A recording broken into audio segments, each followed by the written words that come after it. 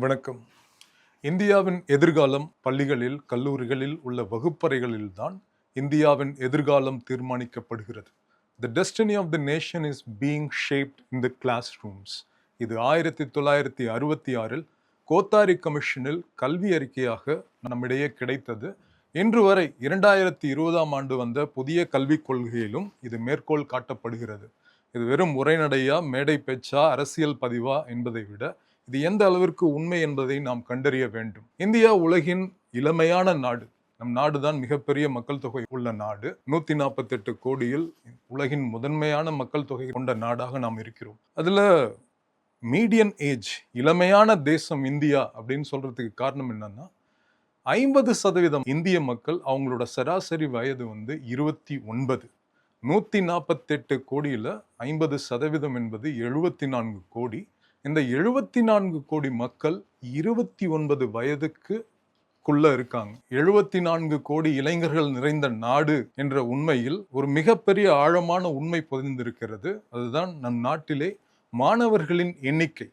இந்தியாவில் மாணவர்கள் கிட்டத்தட்ட 29 கோடி பேர் இருக்கிறார்கள். இது எப்படின்னு கேட்டா, 74 கோடி பேர் 29 வயதுக்குள்ளார இருக்காங்க. அதுல மாணவர்கள் மட்டும் 29 கோடி பேர் இருக்காங்க. ரைட் டு எஜுகேஷன், அது இன்னைக்கு அடிப்படை உரிமை. கல்வி என்பது இன்றைக்கு அரசியலமைப்பு ரீதியாக அடிப்படை உரிமைகளில் ஒன்றாக மாற்றப்பட்டு விட்டது. அதை காங்கிரஸ் கட்சி தான் கொண்டு வந்தது. எனவே 29 கோடி மாணவர்கள் பள்ளிகளிலும் கல்லூரிகளிலும் படித்து வருகிறார்கள். ராகுல் காந்தி அவர்கள் சமீபத்தில் பாரத் ஜோடோ யாத்திரை மேற்கொண்டார். அந்த யாத்திரையிலே அவர் கன்னியாகுமரியிலிருந்து காஷ்மீர் வரை சுமார் 4000 கிலோமீட்டர் இந்த இந்திய திருநாட்டை நடைபயணமாக வந்தார்.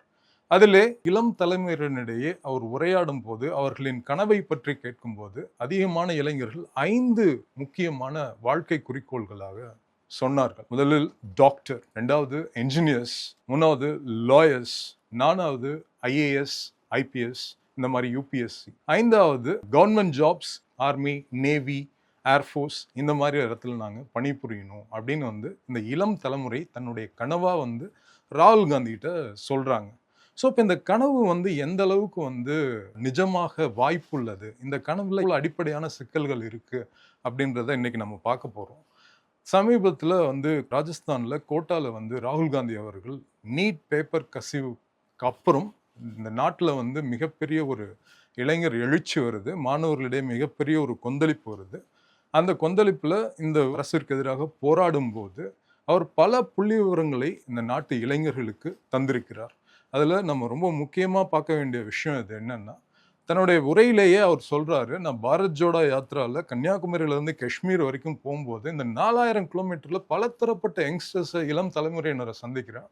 பெரும்பாலும் அவங்க சொல்ற அந்த கனவுகள், டாக்டர் ஆகட்டும், என்ஜினியர் ஆகட்டும், இல்லை ஐஏஎஸ்ஸாக இருக்கட்டும், இல்லை ஆர்மி ரிலேட்டட் சர்வீஸாக இருக்கட்டும், லாயர்ஸாக இருக்கட்டும், இது எந்த அளவுக்கு அவங்க என்னென்னா அக்கம்ப்ளிஷ் பண்ண முடியும், எந்த அளவுக்கு இதை தன்னுடைய வாழ்க்கையில் சாதிச்சு காட்ட முடியும் அப்படின்றத புள்ளி விவரங்களோட பதிவிட்டார். நீட் அப்படின்றது இன்னைக்கு மருத்துவம் படிக்கிறதுக்கு, டாக்டர் ஆகிறதுக்கு ஒரு மாணவரும் ஒரு இளைஞரும் கடந்து செல்ல வேண்டிய ஒரு முக்கியமான தேர்வு. அந்த தேர்வு கிட்டத்தட்ட 22 லட்சம் பேர் நீட் தேர்வு எழுதுறாங்க. இதுல எத்தனை சதவீதம் பேருக்கு இதுல வாய்ப்பு இருக்குன்னா 5 முதல் 6% பேருக்கு தான் இதுல வாய்ப்பு இருக்கு. மீதி 95% பேர் இதுல வாய்ப்பு என்னன்னா, அவங்களோட வாய்ப்புகள் இதுல பிரகாசமா கிடையாது. அதுக்கப்புறம் ஐஐடி, என்ஜினியரிங் கேட்டிங்கன்னா ஐஐடி தான் இன்னைக்கு இருக்கிறதுலே ரொம்ப ஃப்ரண்டல் ஆர்கனைசேஷன். ஸோ எல்லா என்ஜினியர்ஸும் ஐஐடி என்ஜினியர்ஸ்னா அவங்களோட லைஃப் ஸ்டைல், அவங்களோட க்ரோத், அவங்களோட அச்சீவ்மெண்ட்ஸ், அவங்களோட பொருளாதார வாய்ப்புகள்லாம் அளப்பரியது.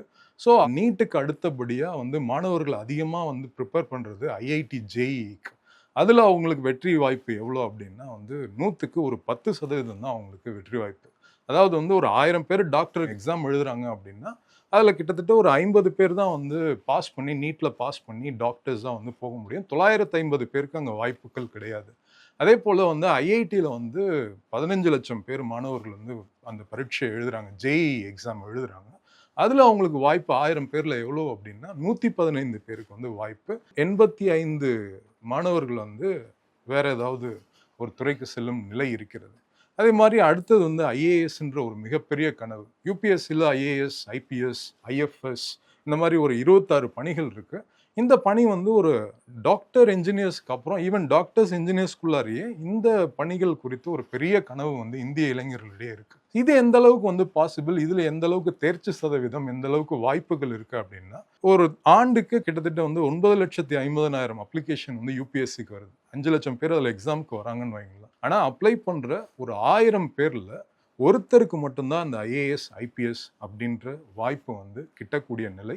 மீதி இருக்கிற 900க்கு அதிகமான அந்த தேர்வில் வந்து என்னன்னா பங்கெடுக்கின்ற இளைஞர்கள் அந்த வாய்ப்புகளை பெறும் நிலை இந்தியாவில் கிடையாது. அதற்கு அடுத்தபடியாக வந்து படித்த இளைஞர்கள், கல்லூரி முடித்த இளைஞர்கள் அதிகமாக போகிறது வந்து எஸ்எஸ்சி, ஸ்டாஃப் செலெக்ஷன் கமிஷன், அதுக்கப்புறம் வந்து ரயில்வே ரெக்ரூட்மெண்ட் போர்டு. ஒரு டைமும் வந்து எஸ்எஸ்சி எக்ஸாம் வைக்கும்போது அந்த எஸ்எஸ்சி எக்ஸாமில் அப்பியர் ஆகிறவங்க கிட்டத்தட்ட வந்து 3ல இருந்து 4 கோடி பேர் வரைக்கும் அப்பியர் ஆகுறாங்க. இதில் வந்து 1 லட்சம் வேக்கன்சி இல்லைன்னா 1.5 லட்சம் வேக்கன்சிஸ் வரும். ஸோ இதில் வந்து பாசிங் பர்சன்டேஜ் அப்படின்றது இதில் வாய்ப்பு எவ்வளோ அப்படின்னா 0.3%. 0.3% தான் வந்து இதில் வந்து பெரும்பான்மையான இளைஞர்கள் வந்து தேர்ச்சி பெற முடியாது. அதுபோல தான் ரயில்வே ரெக்ரூட்மெண்ட் போர்டும் கோடிக்கணக்கான இளைஞர்கள் சில லட்சம் வாய்ப்புகள் தான். அதுலேயும் வந்து 0.3 to 0.7% தான் வந்து இன்டேக் எடுப்பாங்க. ஸோ இந்த தரவுகள் மூலயமா நம்ம என்ன தெரிஞ்சுக்கிறோம் அப்படின்னா, இந்தியாவில் இளைஞர்களின் மக்கள் தொகை வந்து மிக நீண்ட ஒரு மக்கள் தொகை. 70 கோடிக்கு மேலே இளைஞர்கள். அதில் வந்து பள்ளி கல்லூரிகளில் இருக்கின்ற மக்கள் தொகை மட்டும் 29 கோடி.